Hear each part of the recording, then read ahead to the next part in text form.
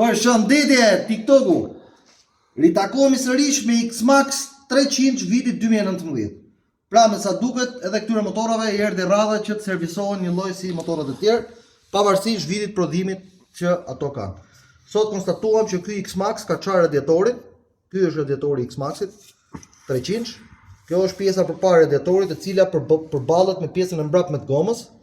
Dhe po ta shikoni këtu, radiatori është shumë i vrarë për arsye sepse gurat edhe pislliqit që kap goma vijnë në brendësinë e radiatorit, duke qenë se radiatori kthehen në këtë pjesën këtu. Dhe është çar. Pra, duke qenë se është një radiator 8 i holl, me një material 8 holl, nuk rekomandohet absolutisht saldimi i radiatorit, por rekomandohet ndrimi i radiatorit. Mundësisht radiator të ri origjinal, sepse kjo është më e mira për efekt të jetëgjatësisë, sepse tek Ultimoto nuk punohet me sajesa, punohet vetëm me pjesë origjinale. Sot e bëm gati radiatorin e ri, shikoni pra.